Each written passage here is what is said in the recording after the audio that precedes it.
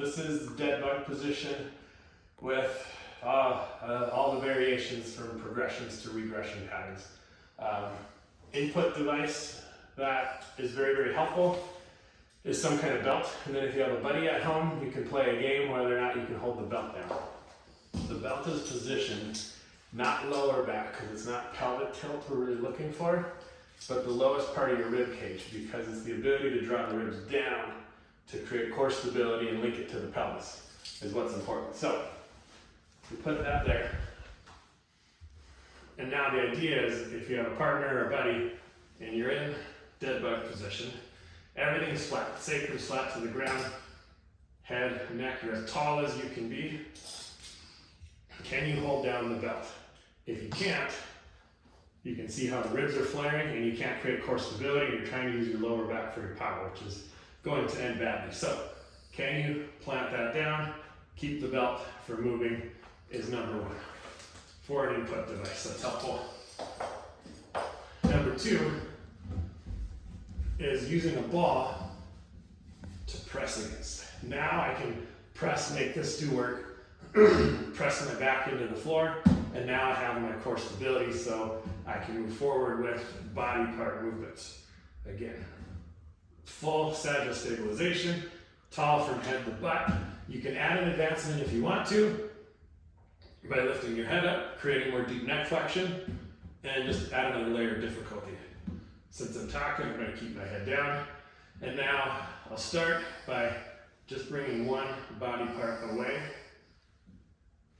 and then all the way down to building into being able to go and do the whole dead bug position. And I like to push through the heel, foot pointing inward so that we can stretch fascial lines as well. Then come up using the ball. More advancements. You can do types of things with the ball as long as you're keeping your back on the ground, core stable, and the idea is if this is like a brick or an anvil or a rock, everything else can move freely and have more power. Getting rid of the ball. Dead bug will look like this. And then we can go through that. We can do every joint, pushing through. And again, anything is open game.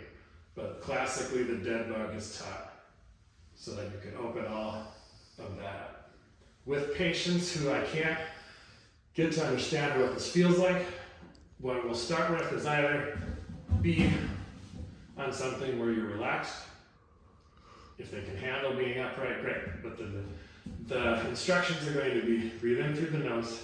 The nose allows you to pull down more. Breathing in through the mouth will be up here, which will create that extension. So breathe in through the nose, blow out, and draw the rib cage down as far as you can, pushing that into the floor, the lower back. And that typically, almost across the board, 100% works. And then once we're there, they can feel this.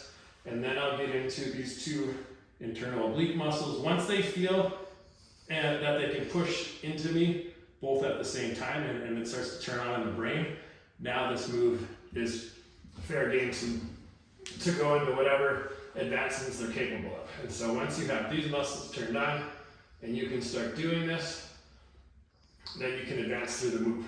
But if you start to get to here and either this gets soft or it turns off, or you start doing this with your back, that's as far as you go. So initially when you're doing this, go slow so you can feel what it feels like.